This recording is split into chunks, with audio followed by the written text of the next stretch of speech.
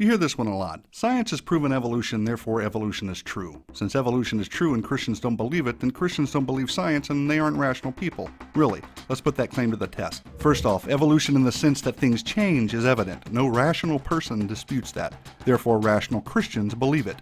We can observe change, but evolution in the sense that life came from non-life and then that life began to randomly generate new genetic information and over time it eventually produced humans is something entirely different and something that quite honestly doesn't hold up against science. In other words, evolution in the sense of molecules to man is not scientifically plausible and therefore should not be viewed as scientific fact. Quite honestly, it is in great opposition to science, that is, observational science, the kind of science we can test and repeat and use our five senses to understand. Science demonstrates that over time, living organisms lose genetic information. They don't gain it. That same science demonstrates that life doesn't arise from non-life. Follow along if you would. Fact 1. There is no known observable process by which new genetic information can be added to an organism's genetic code.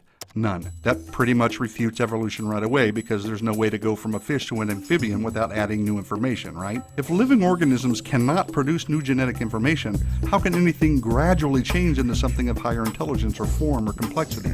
That is, how can anything evolve from an amoeba to a man without adding new genetic information? The answer, of course, is that it can't. Plain and simple. Now, some have speculated and they have imagined all kinds of things and they brought in artists to produce creative renderings based on guesses, and they have been successful in telling a very convincing story that humans evolved from ape-like creatures. But those are just drawings, people. They're just stories. But what we really observe is humans are humans and apes are apes. Now, if fact 1 buried evolutionary thinking deep into the Precambrian soil, this next fact, fact 2, tosses so much sediment on it that not even the greatest team of paleontologists with the latest subterranean gizmo could dig up the remains. Check this out. Never, again, never has it been observed that life can come from non-life. So here are two major scientific evidences against evolution. I reiterate for clarity, life has never been observed to come from non-life, and there is no known, observable process by which new genetic information can be added to the genetic code of an organism. So, molecules to man evolution doesn't really make scientific sense. Yet we are all here, and life is all around us in various forms. Although evolution cannot account for this, the Bible can. The Bible reveals that the all-powerful, all-knowing, supernatural God created the heavens and the earth out of nothing, and all life according to its kinds, that is, each with its own set of genetic information.